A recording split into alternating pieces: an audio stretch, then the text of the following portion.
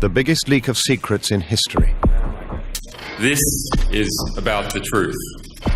In its wake, dictators fall. We hope that this is the beginning of the democracy. Wrongdoing is uncovered. Come on, fire! Hey, Roger. And a superpower is humbled. While I'm concerned about the disclosure of sensitive information, what WikiLeaks has done amounts to espionage. But have the actions of one man turned triumph into disaster? Whoever in our government leaked that information is guilty of treason. And I think anything less than execution is too kind a penalty.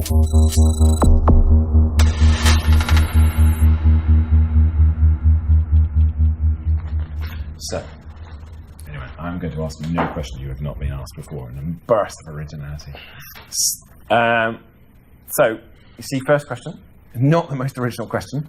So why did you set up WikiLeaks in the very, very, very first place? Go on. Yeah, exactly. Chuck them away. Don't look at that. Throw away the papers. Throw away the papers. Be a human being. We like you being a human being. So. Well, how long do you want these answers to be? I don't care, as long as you want. How many questions have you got? Oh, tons. But I've got lots. But, you know, you can be yourself, I think is the main thing.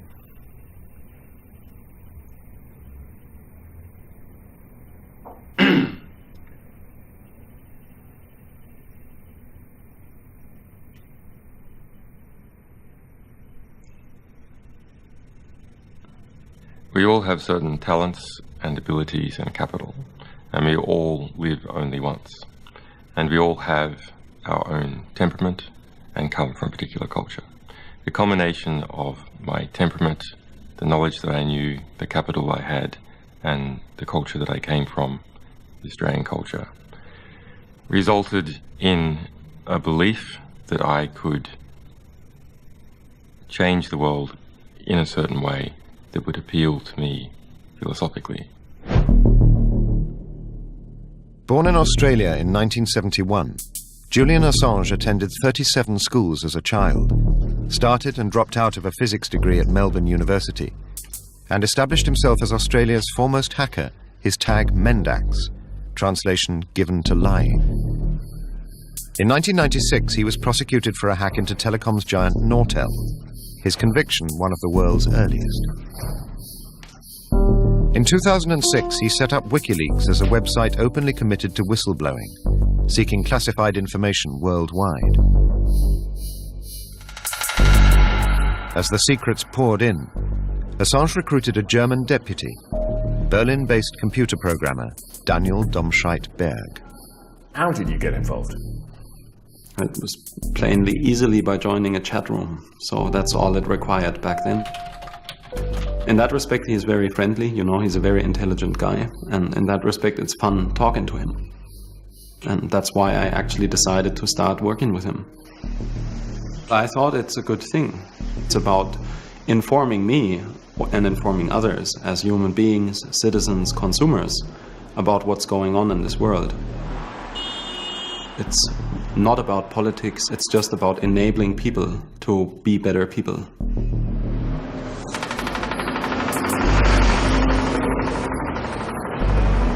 I first heard about WikiLeaks, it's a couple of years ago now, because they popped up having a fist fight with a Swiss bank, the Bank Bayer.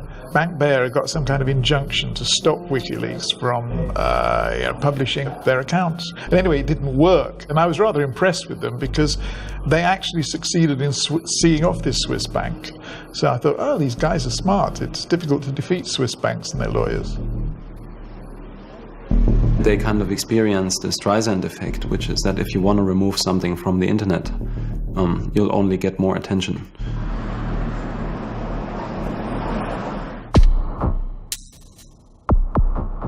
I went off to a journalist conference in Norway where I was due to speak, and another one of the speakers was Julian Assange. And this was really the first time I grasped that Julian was at the center of WikiLeaks. In fact, he was WikiLeaks. we fell on each other's necks, really. I sat down with him at dinner. You know, he's a very captivating character to meet for the first time. He's charismatic. We drank all these toasts and we ate reindeer steaks. Julian got quite fired up, and about midnight he couldn't contain himself any longer. And he said, "You want to see something?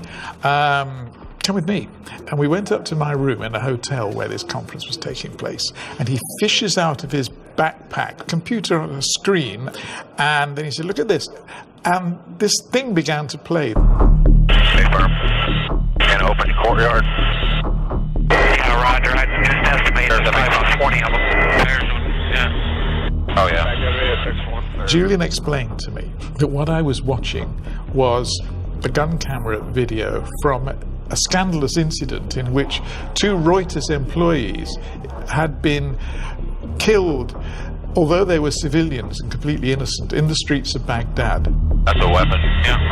Hotel 26. This was a genuinely scandalous discovery that he made, and it had all been hushed up. Let me know when you gather. Once you light them all up. Come on, fire. Hey, Roger. Keep shooting. Keep shooting. Bushmaster 2-6. We need to move time now. I'd never seen anything like that in my life, and I was just thunderstruck. He's getting up. If he has a weapon though in his hand? No, I haven't seen one yet. There was a second half to the incident in which the wretched, injured man was crawling about on the pavement. All I gotta do is pick up a weapon. The van pulls up and people try and put him in the van. And at this point, the helicopter gunship just shoots up the van. Come on. Clear. Clear.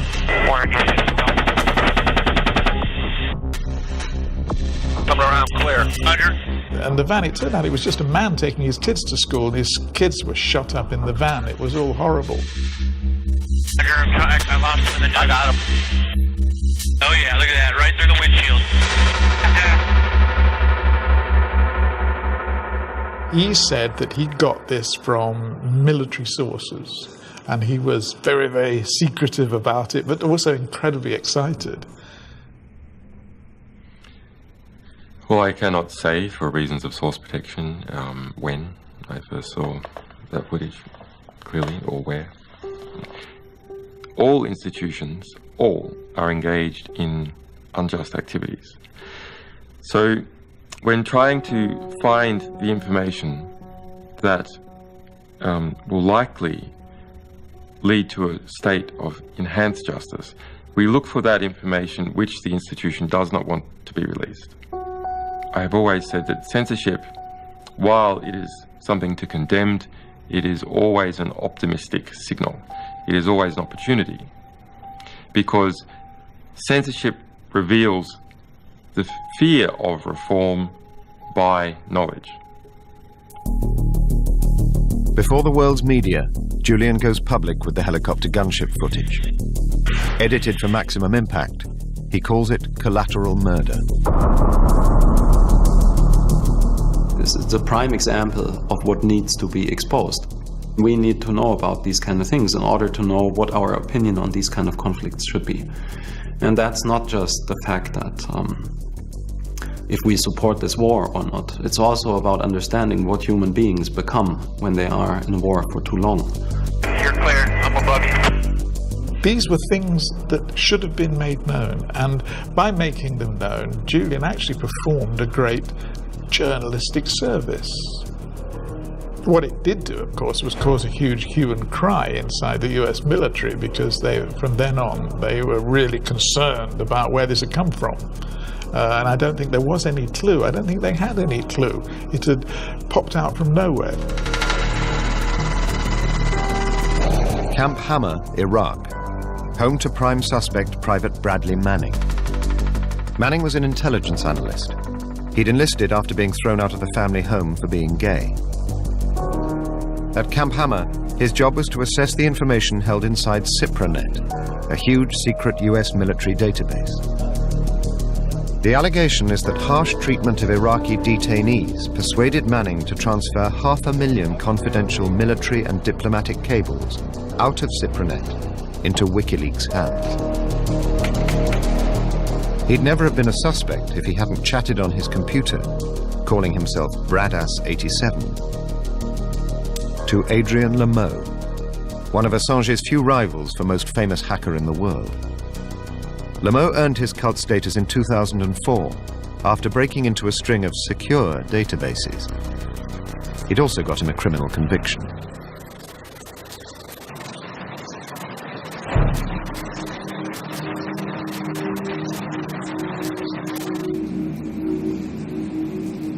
We all have our own personal torments. So what's yours?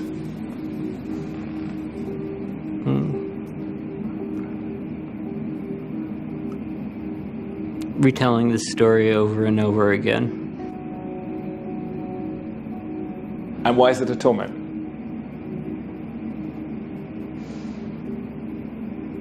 Because I get to relive one of the most difficult choices of my life over and over again.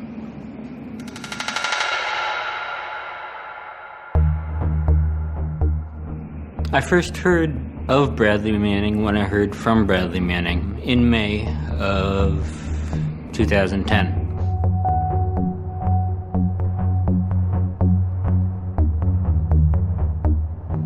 It became rather apparent rather quickly that he had an interest specifically in classified information.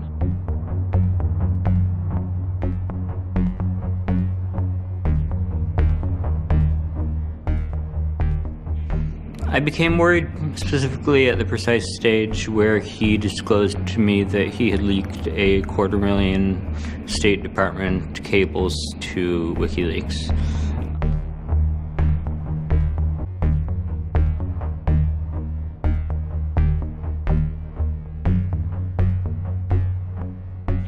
I've had contact with service members in the field before who are bored with their jobs and wish to chat, but none of them have ever proffered information that could endanger human life.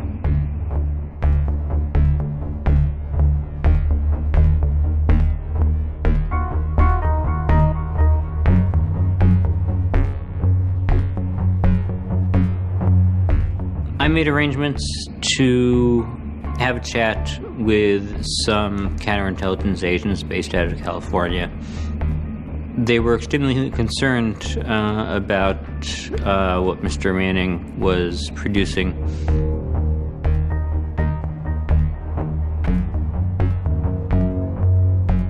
And what do they then advise you to do, the authorities, that is? Wait. And? Wait. And Mr. Manning? He continued to chat with me over the course of 1 or 2 days. And one day he just wasn't there one day.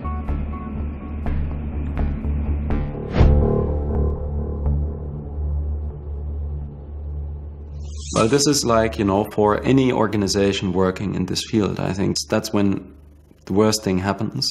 One of your potential sources gets arrested. The arrest prompts a furious row inside WikiLeaks. Documents arrive anonymized. So is Manning their guy? And if he is, what responsibility do they owe him? WikiLeaks have a mountain of unpublished secrets from the same source. Julian wants to keep going. Daniel doesn't.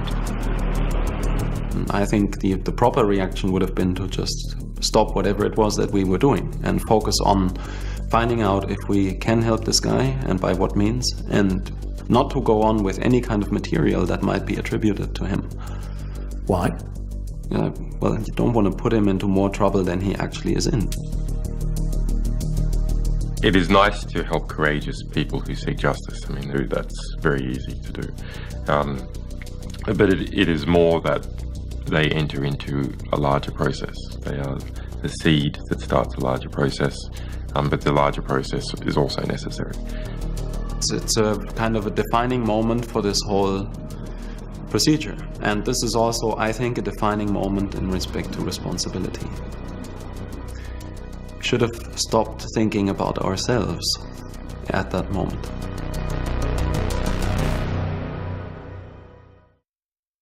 I'm a systematizer. I like to solve big problems. And the way you solve big problems is you see what someone does individually in one case, and then you try and do it in 1,000 cases and in 1,000,000 cases, and you create a system to do it. And to that degree, I'm an engineer.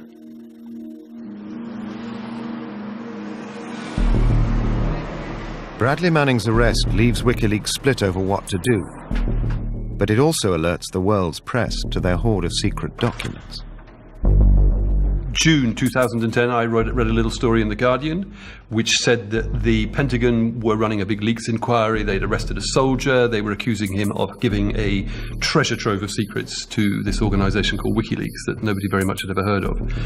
So I thought it would be interesting to try and get hold of the guy who ran Wikileaks and see what these secrets were. Nick has a habit of finding things that appear as briefs in papers and coming and demanding to know why they aren't front page stories. So he came in and said, you know, here's this man who's been arrested, there's another man who's on the run, shouldn't we be trying to find this man and track him down? And of course, the moment Nick said that, I realized this was, you know, an incredible story. So it took me a while to find Julian Assange, because at that point he felt that he might be physically attacked because of the fact that he'd got hold of these secrets. But I eventually tracked him down in Brussels.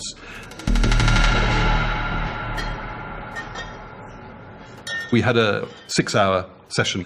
And in the course of that, he started off by saying that he'd got all these secrets, amazing stuff. He was proposing to put all of it on the WikiLeaks website.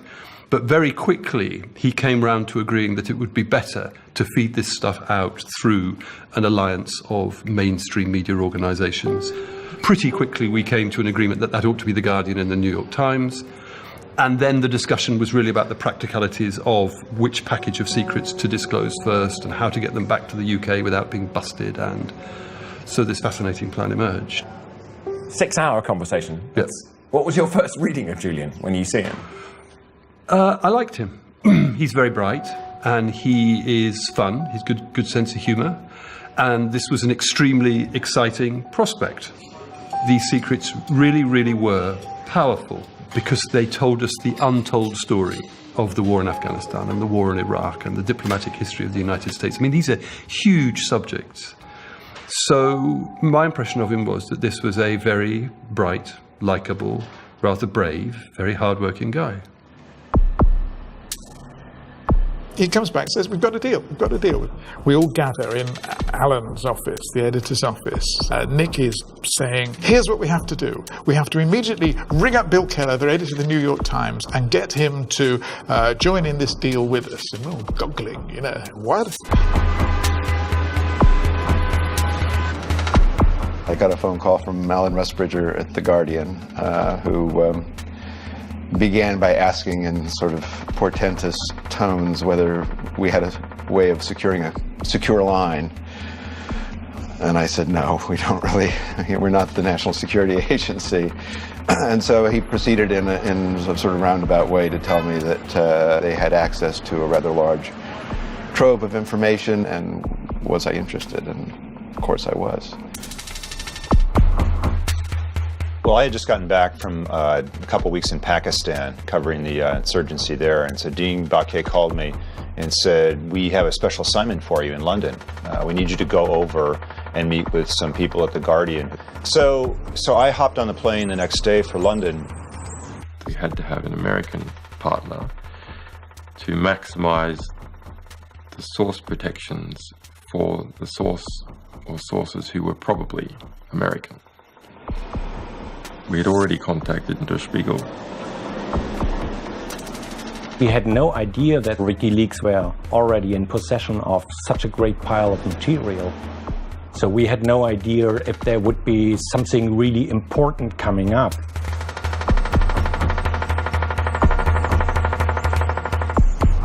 Well, The Guardian has this beautiful, spectacular building, which is kind of modern and new, with prayer rooms and chill-out rooms, and everyone was gathered, and Eric Schmidt was in the room, David Lee.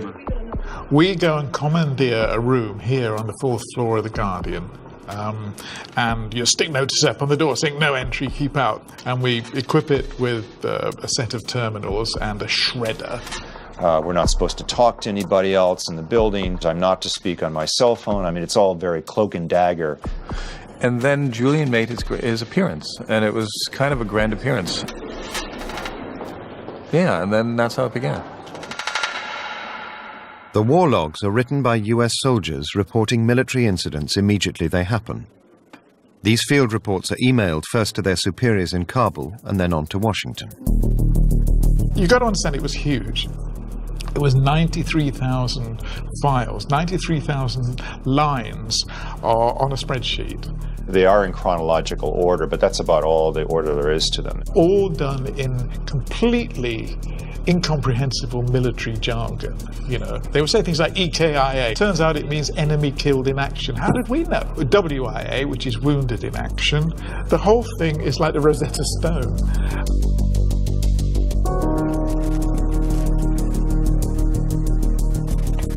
You just have to start with guesswork. So an obvious area to start in is civilian casualties. So David Lee started looking at the word civilian casualty in here, came up with a few examples, checked, found that they were examples which hadn't previously been reported. Noticed that on these examples, the US military jargon was escalation of force, like a euphemism for killing civilians. So then he started looking for escalation of force and found lots and lots. Horror stories. For example, if a vehicle got too close to one of these convoys, there was supposedly a range of steps that the soldiers were supposed to take to make them go away. When you worked your way through what had actually gone on, you could see that mainly what happened was somebody in a car would drive incautiously close to the back end of a convoy, say, and the rear gunner, in a panic, no doubt, would just open fire and shoot them up.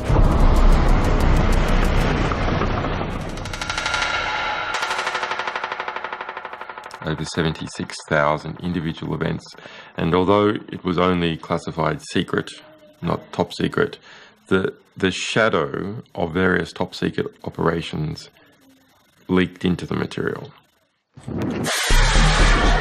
Some of the killing of civilians involved a particular US military unit called Task Force 373.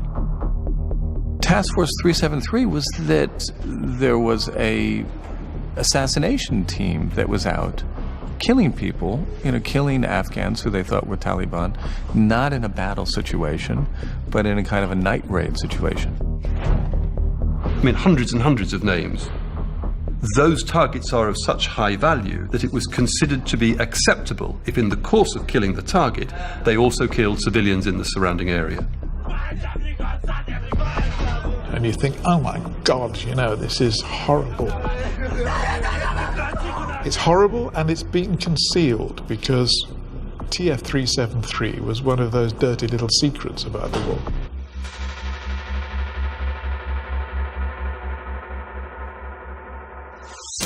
Out of sight of the press, their alleged source is moved to the US Marine Corps base at Quantico, Virginia. Private Bradley Manning is charged with transferring classified information to his personal computer and conveying national defense information to an unauthorized source. Manning clearly was on everyone's mind here. I remember specifically trying out a line of questioning, just saying, so when was the first time you spoke to Bradley Manning, Julian? And he just kind of looked at me and this kind of small smile crossed his face and said, who ever said I've ever spoken to Bradley Manning in my life? I have never spoken to him. It's a cornerstone of WikiLeaks, is secrecy. It is protecting the identity of our sources. Well, I've always felt that Bradley Manning is the real story here. I mean, when you look at it, Julian Assange is actually a middleman. I mean, if indeed Bradley is the source of this.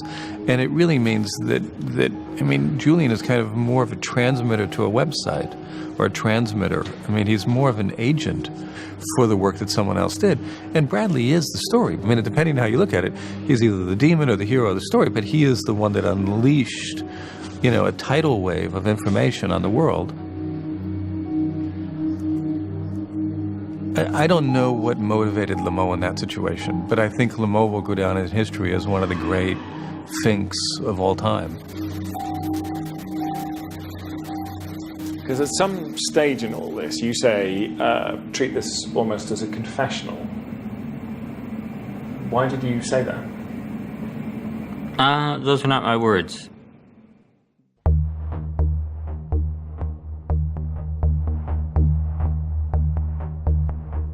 I told him that he had the option of either treating this as a confession to a minister or as a privileged journalistic interaction. And I told him to pick one. The bitch of it is, Mr. Manning did not pick one. And if he had? We wouldn't be standing here. Because? Because the conversation would be privileged, and as concerned as I might be, I would have had an obligation to maintain that privilege.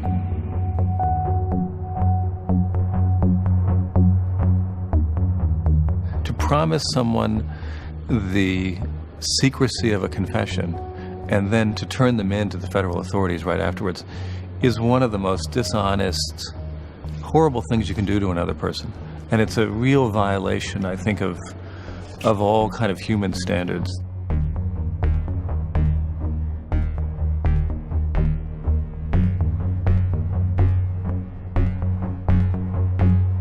To promise someone confidentiality in many different ways, on an emotional level, on a semi-sexual level, on a religious, spiritual level.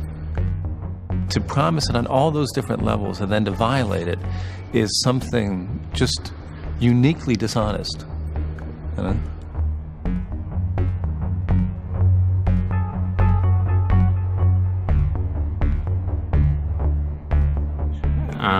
I saw Bradley Manning as a friend. The choice was either be betraying my friend or living with the possibility of people dying. And it was not about making the right choice or the wrong choice. It was about making the least wrong choice. They were both fucked up choices.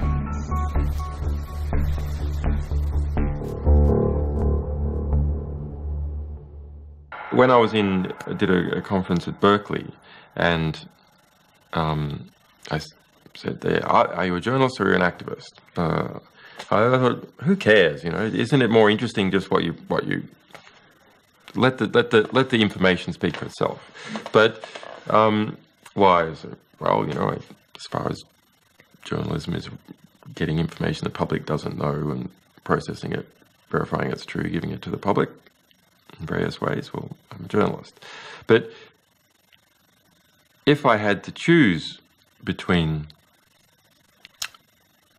the goals of justice and the goals of whatever that is, I would choose the goals of justice. So to that degree, I'm an activist. Julian brought with him a rather strange, charismatic quality. He carried himself as though he was a cult leader. We started making jokes from very early on about people around Julian drinking the Kool-Aid. We were out for dinner one night in London, and John Getz, the Der Spiegel correspondent, and I were walking alongside, just talking to Julian, and all of a sudden, without notice, he just starts skipping down the sidewalk, and we just stop and stare in amazement what this guy's doing.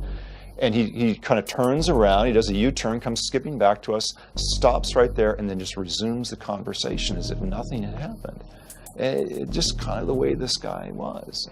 We went down to the restaurant at the railway station around the corner. It's quite late at night by now. And he eats 12 oysters and a piece of cheese, and that's it.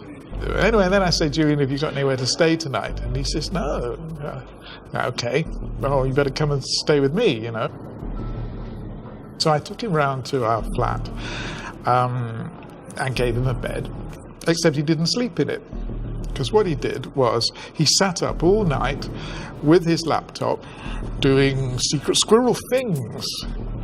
And then about 5 in the morning, he suddenly keeled over. He had this brown leather jacket he used to wear, buttoned right up to the neck. And he never took it off, never unbuttoned it. And at the end of the sort of 5 a.m. stint, he just keeled over where he lay and slept with his leather jacket buttoned up to the neck. Very strange. You know, all this made you feel you were dealing with somebody who wasn't quite from the same planet as the rest of us.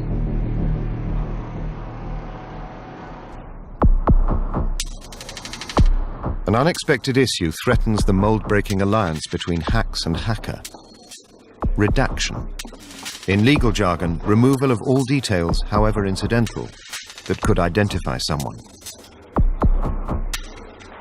Right from day one, we knew that for moral and also for political reasons, we mustn't publish anything which could get anybody hurt on the ground. The initial concern was that if we ran a story that got coalition troops attacked, hurt, killed on the ground, we would be in huge trouble. So that meant we didn't identify sensitive locations or sensitive methods of operating.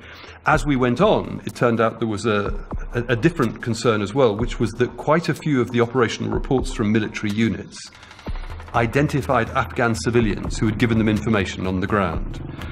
And publishing that clearly put those people in jeopardy. And so we took decisions of a similar kind there. We won't run this stuff if it could possibly cause somebody to be dragged out of their house in an Afghan village and have their head cut off. That's not what we're here for. It was a different problem with Julian and WikiLeaks because their mindset was utterly different from ours. Their intention was to dump out all the data, to publish the lot. Because Julian said, well, that's what we do. That's what WikiLeaks does. We are going to publish everything, all these reports in full.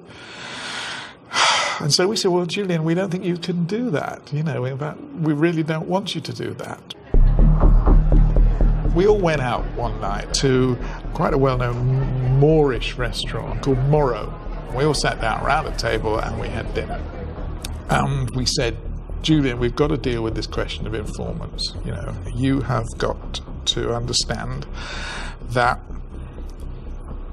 if they're published by you, not by us, because we're not going to do that, but if you're going to dump out all this material and there's stuff in there with informants' names, they could suffer reprisals, they could be killed. And Julian said, and this stuck in everybody's minds because there was a sort of pause, a sort of little chill went round the table. He said, well, if they're American informants, they deserve to die.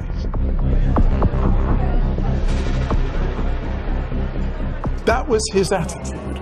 And there was like an abyss opened up at that point between the way we saw the world and the way he was seeing the world. There was no row at all. There's no row. There's not even only hints of a discussion. My colleagues called me the day after and said, you wouldn't believe what he's going to do. You've got to help weigh in on this. And so we do. I send him a note and I say, Julian, this is crazy. You've got to be listening to these guys. We had to argue with Afghanistan. This could put people in real harm. So what we told WikiLeaks from the beginning is that we don't subscribe their idea of simply taking all this material and put it on the internet. What finally got through to Julian was the political point. It was obvious, even while we were working on the Afghan war logs, that when we published them, we would be starting an information war. And the line that the Pentagon would take would be to say, you are helping the bad guys. You're helping terrorists by doing this. Now, we knew very well that we weren't. And what I kept saying to Julian was, if you publish this material, then you're giving them the ammunition that they need to fire at us. And to his credit, overnight, he did rethink this and ultimately decides that they'll take off the table about, I think it's about 17,000 of the documents that he thought might have the most names in them. Dispute over. The project's back on. the moment old and new media combine to try to change the world.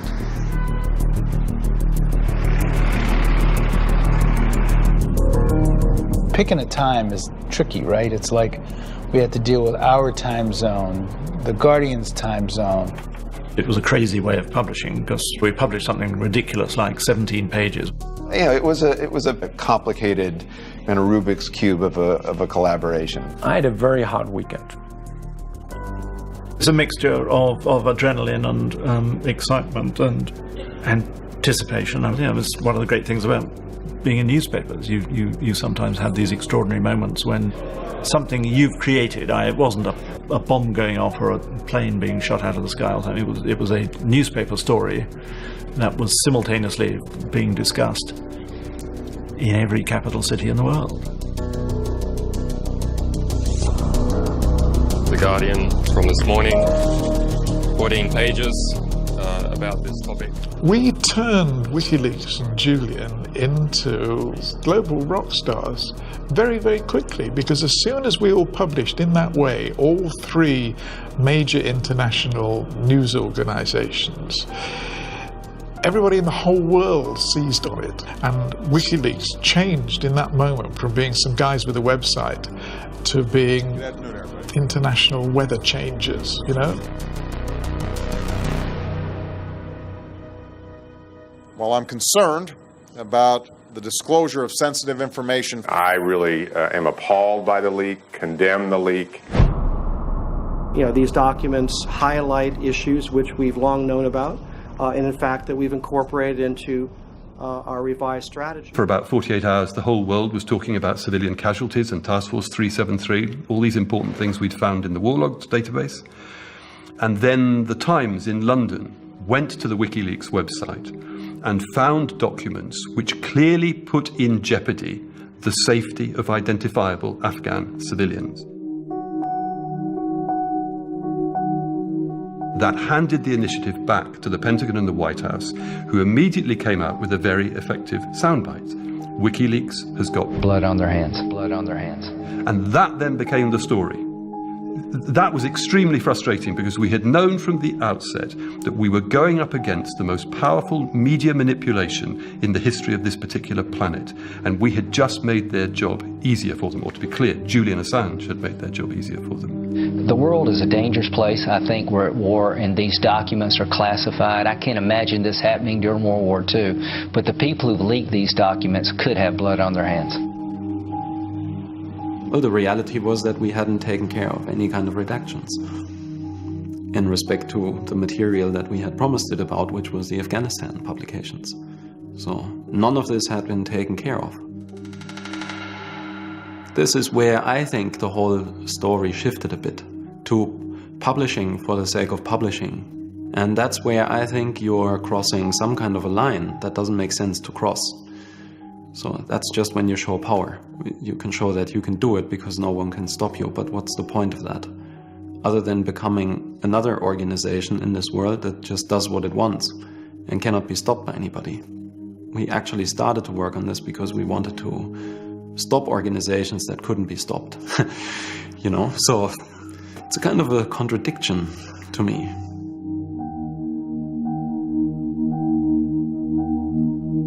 You know, you look at Julian Assange and his group of recalcitrant fools, and they think they're blasting all this information across the world, thinking that they're in some way, shape, or form contributing to some potential for world peace, and that could not be farther from the truth. What you're doing is why are they? Well, because there's certain organizations that governments have that.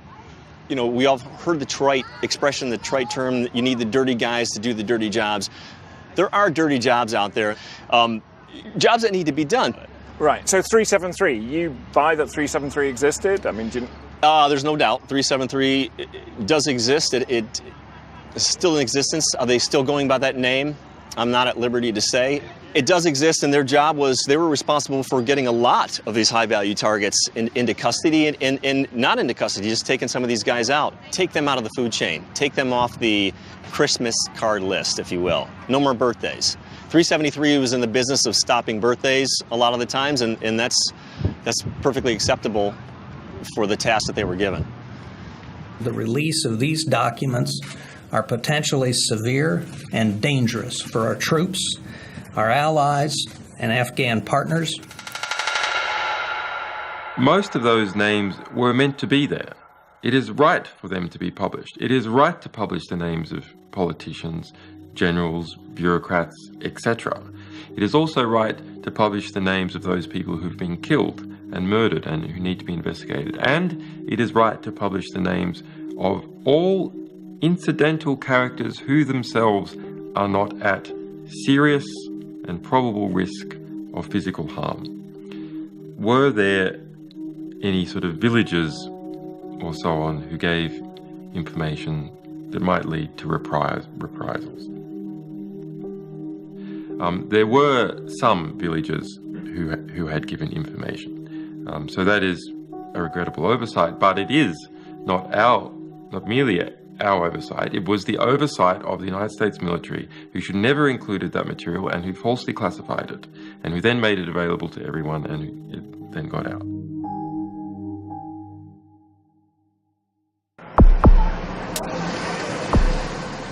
Julian Assange is in hiding. Half the world's media are after him. A US intelligence team is on his trail, and there's talk of extradition and imprisonment. I personally was in a very precarious position, and others. We were still worried about a surprise sneak attack, simultaneous across all the continents where our people are.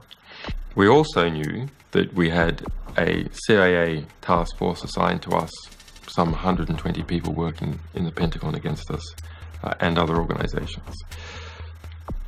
We knew that they knew that we had 251,000 diplomatic cables, over 100,000 of which were classified. So, under that basis, we were willing to give The Guardian a copy of the material for safekeeping. This piece of paper was written on by Julian Assange. It's a bit of a souvenir, I suppose, in July 2010, when he wrote down the password which was going to enable us to access the entire 250,000 State Department cables. And he told me that this file would then expire, be deleted within a matter of hours. It says a collection of history since 1966 to the present day, and then there's a little hash symbol. And he said, here's what I've written down, but when you put in this password, you have to add an extra word so that it says a collection of diplomatic history. And I said, yes, Julian, right, I remember that, and I'll put in that extra word. So it was all very James Bond. I went off up to Scotland, where we have a little cottage, and it was my holiday. And I spent my holiday not climbing hills in Scotland as I'd hoped, but closeted with my laptop and this little memory stick, wading through this extraordinary collection of American diplomatic communications. What we had here was material which was capable of complicating or disrupting American relationships with 100 countries. I'm actually sitting in Scotland with the rain coming down outside, wading through this astonishing material and saying, good Lord, when my phone rings there, and it's my colleague Nick Davis, and he says, you'll never guess, Julian's gone to Sweden and been arrested for rape. Saturday, August 21st, 2010, I woke up to find an email from an American journalist with a link to this Swedish newspaper Expressen. Front page claims that Julian is charged with sexually assaulting 2 women. Now, that's obviously a joke. I don't believe it. This is some sort of satirical spoof. I had been in Stockholm with Julian, and I had got to know the Wikileaks coordinator there, a very nice Swedish journalist called Donald Bostrom. So I called Donald. And before I made the phone call, I thought, well, there's various possibilities here. I mean, one is this is women who want to sleep with the celebrity so that they can make up a story and sell it to the newspapers. Or maybe it's some crazy right-wing group who've set this up to try and discredit him. Maybe out on the outer shores of possibility, it is the American authorities who are doing something evil. And I went through to Donald and said, what's going on here? And he said, my friend, I'm sorry to tell you, it's true. And it was an extraordinary story. Julian had upset these 2 women by his incontinent sexual behaviour, which had involved it would appear, jumping on them and not using a condom, even though they very much wanted him to. After he had had sex with these two women in rapid sequence and had misconducted himself with both of them, they had got together, and one of the things they wanted was they wanted him to have an AIDS test. And Julian's friend, this man Donald Bostrom, was sort of intermediary, and he told us, he said, I was on the phone all the time between these women and Julian, you know, and these women are saying, we want him to have an AIDS test, and Julian is saying, oh, I'm not going to do that. And they are saying, oh, well, if you don't, we're going to go to the police.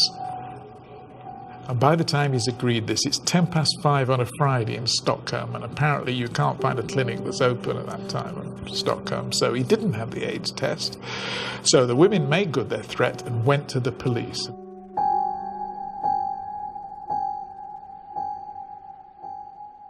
I heard about it while I was on a holiday.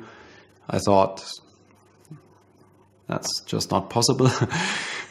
You know, it was bad. However we try to approach this internally, it boiled down to the fact that, well, there was nothing to discuss, you know. So what do you mean? Julian didn't want to discuss it? No, not at all. Assange talks to the police once and then leaves Sweden, claiming this isn't just a rape inquiry, but something more sinister. Julian Assange says his own country's intelligence service warned him of a dirty tricks campaign shortly before he was the subject of a rape allegation. Assange says all the allegations against him are untrue. That's what he told everybody, that he had been warned about a CIA, some kind of a subversive CIA attack or something like this. I mean, that was the initial response that's been printed all over the world. And that's what actually lots of people started to believe, you know. Mr. Assange says the allegations against him are politically motivated.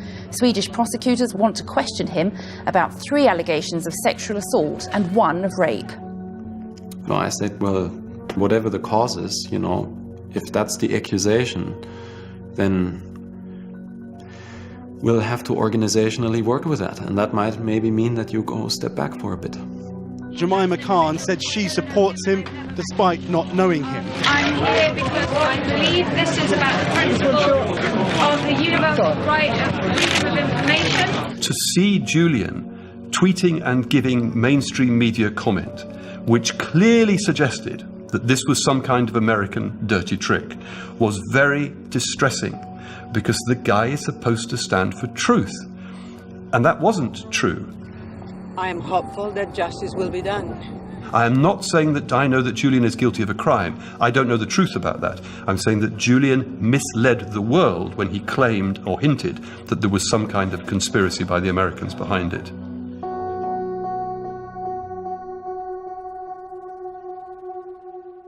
It's extremely interesting. It's revealed a whole lot of relationships. It's revealed a really extraordinary relationship between Sweden and the United States that I wasn't aware of.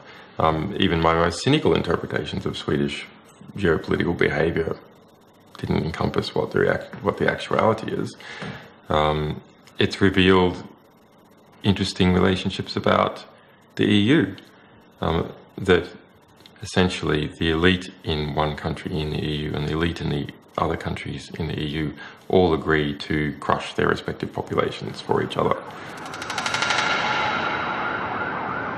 Once back in London, he acts swiftly to deal with those inside Wikileaks critical of his leadership. He suspends Daniel Domscheit-Berg for disloyalty, insubordination, and destabilization in a time of crisis. Yes, it's dangerous. That's what's dangerous in any organization where there's one person that's not answering to anybody. That's not what any organization should be like. Again, that's one of these premises that WikiLeaks came from.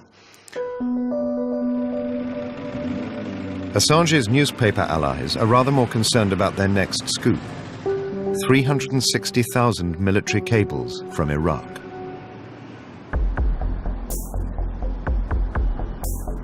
These are field reports, exactly as with Afghanistan, but incident by incident, revealing an unexpectedly bloody conflict.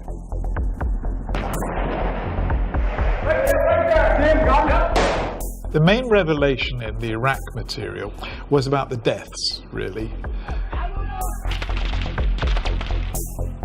The body count was just enormous. More than 100,000 people of different descriptions had died in Iraq. And of those, only the tiniest fraction, maybe 3%, were American and Allied troops. All the rest were wretched civilians.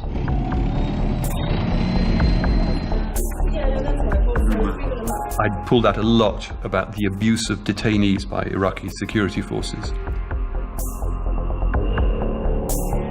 The US were aware of 1,300 cases, and this included people tortured with electric drills, who'd been electrocuted, who'd been shot and had wounds left untreated. And they continued turning over prisoners into these jails. This was all after Abu Ghraib. And to turn prisoners over into those conditions is very clearly against international law. One particular report recorded the murder of a detainee by Iraqi soldiers, which had been videoed, and the video had been given to US forces. They had done nothing. Nick Davis is happy to work on the story, but no longer to be the main point of contact with Julian Assange. They'd fallen out sharply over Julian's desire for TV coverage of the Afghan logs.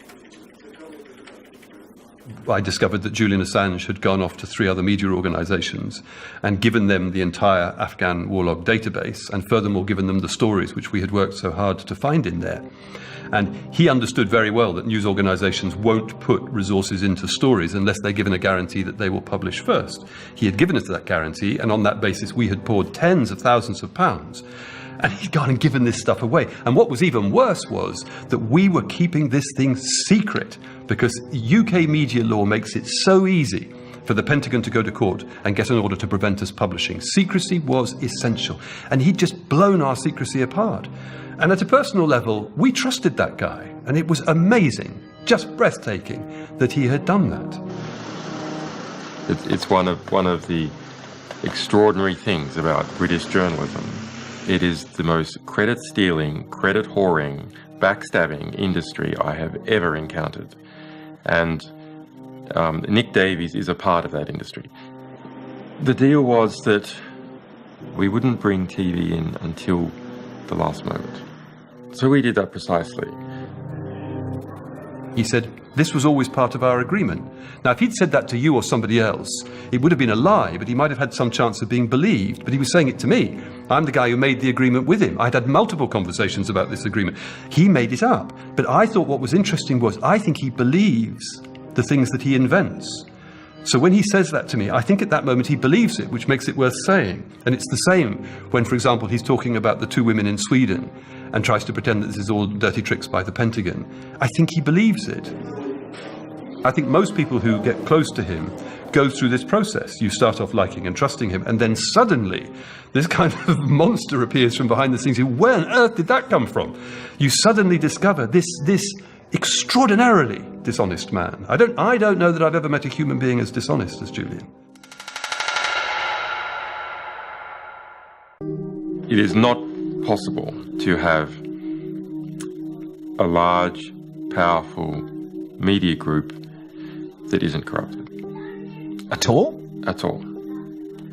Once a media group is powerful for long enough, it starts to enter into a relationship with other powerful groups. That is very natural, because other powerful groups seek its favor, seek to make deals and agreements with it and the individuals who run it. And it starts to stop seeing itself as a group that holds powerful groups to account and starts seeing itself as part of the social network of the elite. That's why fundamentally mainstream media cannot be trusted. The increasingly frayed alliance between Assange and the mainstream media holds together just long enough to get the Iraqi documents out. This disclosure is about the truth. We take all allegations of human rights abuses seriously. But just a day later, the New York Times publishes a front-page profile of Julian. He's described as increasingly dictatorial, erratic, and intolerant of dissent. It claims that the Swedish trial is having a terrible effect on morale inside Wikileaks. I think all of my exchanges with Julian Assange have consisted of him complaining to me or haranguing me for things that the Times had done. They produced a sleazy hit piece targeting me personally and WikiLeaks as an organization, full of factual inaccuracies that could have easily been checked. It was a sleazy tabloid hit piece. Furious, Julian insists that the New York Times are out. They will have no part in the last and most significant batch of documents from that initial leak. 250,000 secret reports from US ambassadors around the globe. You know, we had learned early on that we were dealing with an unpredictable element. So I wasn't shocked to learn that he intended to exclude us. He made it known that we hadn't played nicely, and the New York Times was not going to get to play in the big game, that is the diplomatic tables. And then The Guardian came to our rescue. I take a few decisions, which is that I am going to keep the New York Times in the loop on this, and I'm not going to betray our partners. And I give the New York Times a copy of my memory stick with these cables on. I find that to be deplorable. Absolutely deplorable.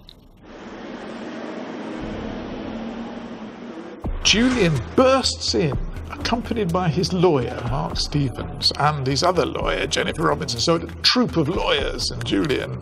And Julian starts shouting at the editor of The Guardian.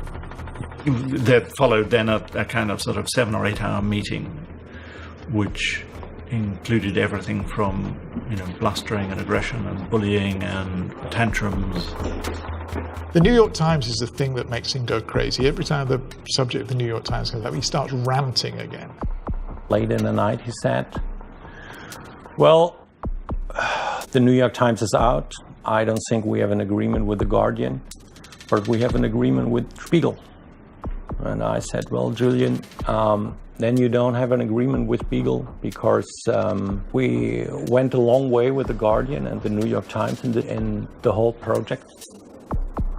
So he said, well, we don't have to have Spiegel, and he left the room. He shakes my hand and he looks into my eyes like he's a sort of mafia don, and he says, be careful, like that. I thought, this is ridiculous. I'm being threatened by this person, And I've never spoken to Julian since that day, actually. I was just so angry with him about it.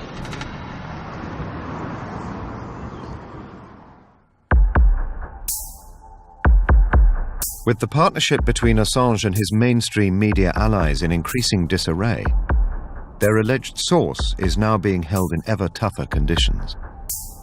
Manning was subject to very brutal treatment, Prevention of Injury Watch, POI, another one of these military acronyms, i.e. they were keeping an eye on him to make sure he didn't harm himself. But what this meant in reality was that he was subject to some form of near torture. For example, he would be woken up at 5 a.m. If he nodded off in his cell after 5 a.m., they came and woke him. He was not allowed to exercise. If he tried to do exercise, they rushed into his cell and forcibly restrained him. Eventually, the conditions worsened to the point where they took away all his clothes. He's been tormented. And possibly one of the reasons why he's being tormented is in the hope that he will break and implicate Assange in some kind of conspiracy the Americans could indict him for. One of the few allowed to visit Manning is a friend of his from Boston hacking circles, David House. When he first went into confinement, he was, this tan young man from straight out of Iraq, right? I mean, he was someone who was, very bright-eyed, bushy-tailed individual, very healthy. As time went on, he, became very ashen-skinned, looked very exhausted all the time. looked like he had just woken up from a 12-hour nap or a 16-hour nap every time I saw him. Mentally, to watch him decline from someone who could discuss topics in physics and computer science and philosophy with ease to someone who could hardly even speak anymore. Someone who might just stare at you and not answer and then kind of say, it's a pretty remarkable decline. And it's very hard to witness that as someone who is his friend. In Media Land, Assange and his partners negotiate a tentative pact. All the original papers are back in, and so, Julian insists, are two new ones, Le Monde from France and El País from Spain. No sooner has peace broken out than the New York Times threaten it. They're going to tell the White House what they plan to publish. We were shooting ourselves as an organization every time we work with the New York Times. If you're producing journalism with the goal of it producing justice, then you don't want that goal undermined. I mean, there was never any question we were going to take this to the administration and get their reaction. I mean, you do that on any story. And I remember us saying to them, well, for God's sake, if you're going to do that, don't tell them that we've got the material as well, because if they find out that we've got it and they talk to the British government about it, the British government will come after us and they'll do us under the Official Secrets Act or something. The organization you're exposing should not know before the victims. Bill Keller once said that, well, he's a journalist, but he's not my kind of journalist. And, well, thank God. I mean, that's all I can say. Thank God I'm not Bill Keller's type of journalist. And this time the White House are ready and angry. They don't want anything published. There were serious ramifications from this leak. We knew that people who were cited in the cables that were likely to become public would be put at risk. We knew that there was going to be an impact in terms of the United States' relationship with other countries. There was one guy who was very testy, and I can't remember his name, from the Defense Intelligence Agency, who said that who said that he thought the whole concept of us publishing this stuff just wasn't patriotic. From a government standpoint, it is necessary to have secrets. It's necessary for any successful enterprise, to have secrets. Coca-Cola has a secret formula. Google has a secret algorithm. If you reveal those, you lose your competitive advantage. 2 days to go till publication, and the Guardian's worst fears come true. The US government is on the phone. We had a conference call on the speakerphone in my office. It was P.J. Crowley who was on the other end. To suggest that there was a public interest in the release of information on every relationship that the United States had with the rest of the world is to suggest that U.S. foreign policy is fundamentally wrong. The chief of staff, I think, to Hillary Clinton said rather briskly, the New York Times is telling us what they want to use, and I jolly well think you should do the same too. And Alan sort of said, well, actually, we don't have no intention of doing that.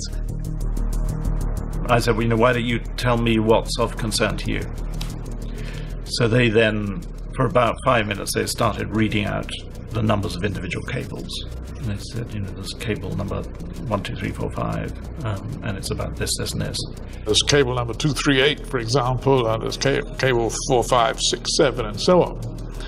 And of course, we were just writing them down because some of them we hadn't spotted. Suddenly, you can hear the penny drop. And I say, oh, wait a minute, well, can't we just have a sort of intermission for a few minutes? And they go away and confer. And they come back and say, oh, we think this is not a good idea because we're just giving you information, but we're not getting anything back. And then Hillary Clinton's person came on and said, yes or no, are you going to tell us which cables you're going to use? And I said, no. And they said, well, you know where to find us. The lawyers were quite worried, saying they could lock you up, they could extradite you, you could be forbidden from ever going to America, they could do you under the Espionage Act, they could do this, this, and this.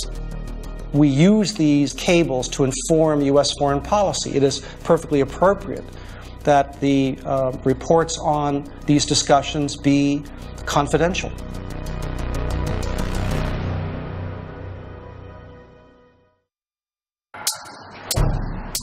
For a crucial 2 days, the US government holds off.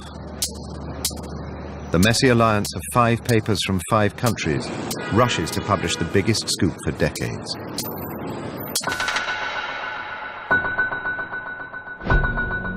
The United States strongly condemns the illegal disclosure of classified information.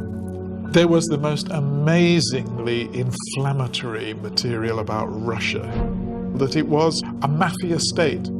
What Wikileaks has done amounts to espionage. It's probably the single greatest act and most terrible act of espionage against the United States in our history.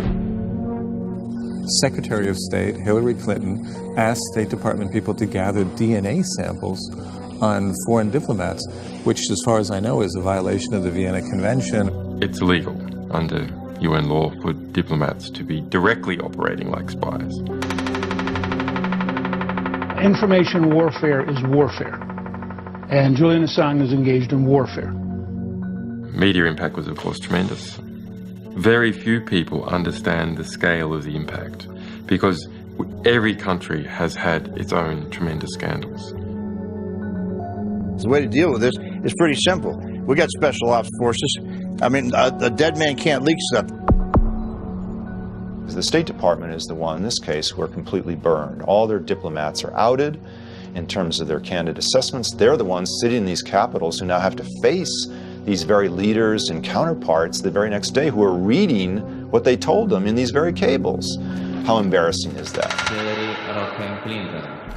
There were a number of world leaders who were very much pained, and it was the Secretary's job to smooth over many, many ruffled feathers.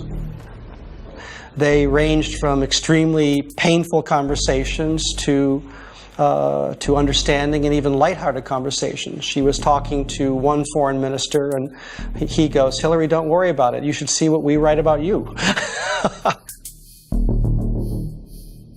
She said that she would be apologizing for the rest of her life. Well, look, but she should be apologizing for the rest of her life as a result of the crimes that she's authorized. And as the cables burst out, one particular region of the world is paying unexpectedly close attention. We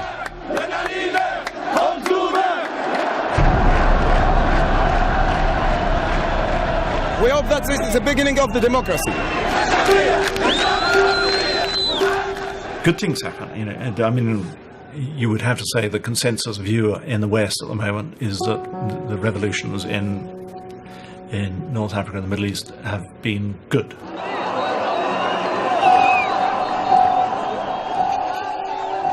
According to all accounts, one of the factors that incited people was learning more about the countries where they lived and to learn more about the leaders where they lived. Some critics say the Cablegate material will destabilize the Middle East. But it turns out those critics were right. We put in a sort of politic response to that frequent criticism that, well, we would not say destabilize, we would say restabilize the Middle East into a new, more harmonious democratic system. Yes,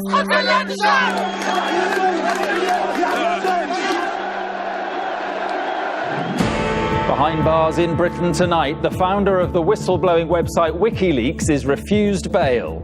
Julian Assange. But increasingly, another set of images is grabbing the attention of the world's cameras as Julian Assange battles extradition through a series of British courts. Instead of looking at the moon, we looked at the finger that was pointing at the moon. There were a series of terrible misjudgments by Julian. So first of all, the failure to properly redact the Afghan material was hugely damaging. I think, secondly, his becoming embroiled with the accusations of sexual misbehavior in Sweden was somewhat damaging. What was even more damaging was that he was clearly not telling the truth about it. WikiLeaks' moral and political authority flows from the fact of truth-telling. And you cannot do that and then also tell lies to the world. It doesn't work. The Guardian from this morning. If you look at the moral standing which Julian Assange had on that Sunday night when we published the Afghan war logs, it was potentially huge. And you look where he stands now, way, way down from the moral high ground. And that's not just a loss of moral authority, it's a loss of political impact, it's a loss of credibility.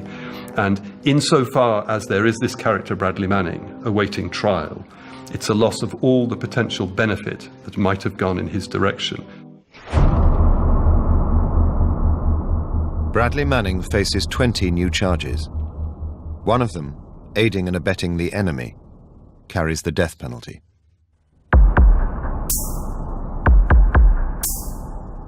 If you were able to talk to Bradley Manning, he was almost standing right there, yes. What would you say to him? I'd say I'm sorry, because if he is the source, then I would be really sorry for the position he is in right now. And if he is not the source, I'm just equally as sorry, because then he's an innocent man being held in these conditions. I have learned my lesson, and I would know what I would do in the future. If that same situation happened again, I would certainly stop publishing. At least wait for the dust to settle until I have a clear idea of what's going on.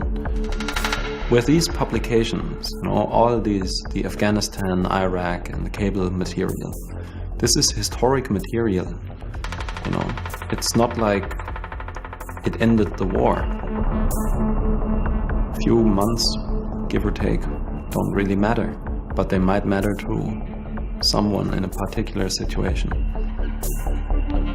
While Manning's defense team are preparing for his trial, a final twist in the Wikileaks saga. To worldwide condemnation, Julian Assange announces he is planning to put out all the diplomatic cables, with nothing blacked out. That's about the worst decision I'm aware of. That's like, this shouldn't happen, because this is again where you are not a pro-whistleblowing organization, but you're just a mere anti-secrecy organization. And there's a big, big difference in between these two things. And the difference is? One is a responsible thing and the other one isn't. It's like a Greek tragedy. You've seen a triumph turned into a disaster. And I mean, I don't doubt that The Guardian and the New York Times made mistakes along the way, but ultimately the triumph has become a disaster because of one man's personality flaws. There is a view that one should never be permitted to be criticized for being even possibly in the future engaged in a contributory act that might be immoral. And that type of arse covering is more important than actually saving people's lives. That it is better to let 1,000 people die than risk going to save them and possibly running over someone on the way. And that is something that I find to be philosophically repugnant.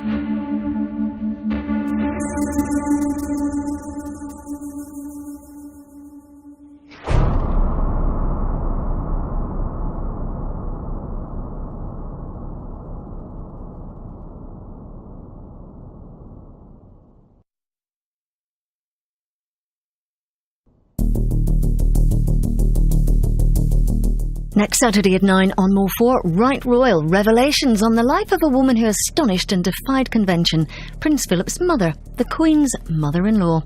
Next tonight, what to do when a controlling TV producer seeks romantic advice from her chauvinistic primetime host. The Ugly Truth with Catherine Heigl and Gerard Butler on More 4.